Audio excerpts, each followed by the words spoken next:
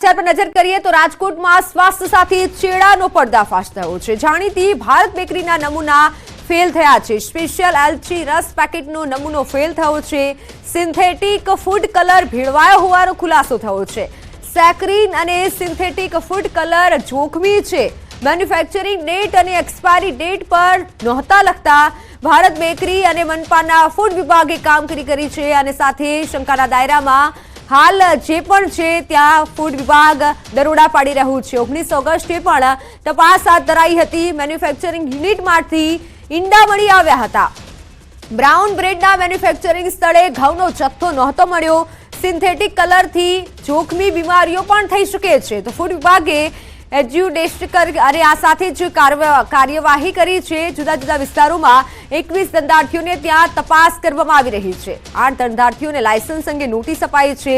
15 જેટલા નમૂનાની સ્થળ પર તપાસ કરવામાં આવી રહી છે।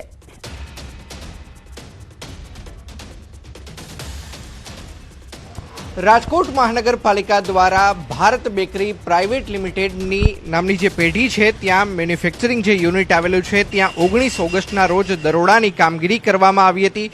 દરોડાની કામગીરી અંતર્ગત ભારત બેકરી કે જે એગલેસ આઇટમ બનાવે છે ત્યાંથી એક પણ મળી આવ્યા હતા।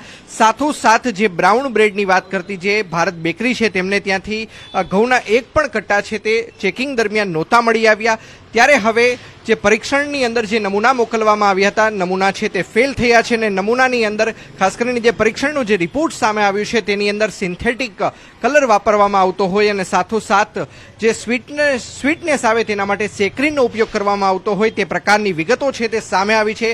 ત્યારે ન્યૂઝ 18 ગુજરાતીની ટીમ આવી પહોંચી છે ભારત બેકરીના પ્રોડક્શન યુનિટ અને બહાર જોઈ શકાય સેલ્સ યુનિટ છે। અત્યારે પણ અહીંયા દ્રશ્યોમાં જોઈ શકાય છે કે જે કુકીઝ છે સાથોસાથ નાનખટાઈ છે તેની અંદર કોઈ પણ જાતના લખાણ છે તે લખવામાં નથી આવ્યા કે આખરે તેમની મેન્યુફેક્ચરિંગ ડેટ કઈ છે, એક્સપાયરી ડેટ કઈ છે, તે તમામ જે વિગતો છે તે અહીંયા પણ જોઈ શકાય છે કે આ કપ કેક બનાવવામાં આવી છે તેની અંદર પણ જોવામાં નથી આવ્યું, કોઈ પણ જગ્યાએ લખવામાં નથી આવ્યું। એટલે કે મહાનગરપાલિકા દ્વારા ચેકિંગની કાર્યવાહી હાથ ધરવામાં આવી હતી। ત્યારબાદથી પણ હજુ જે અહીંના જે સંચાલકો છે તે સુધરવાનું નામ નથી લઈ રહ્યા।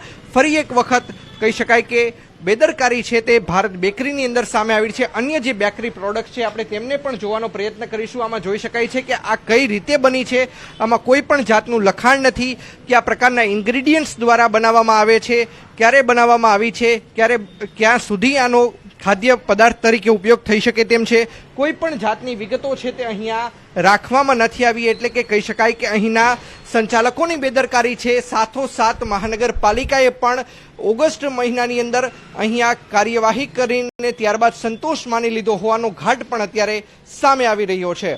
અંકિત પોપટ, ન્યૂઝ 18 ગુજરાતી, રાજકોટ।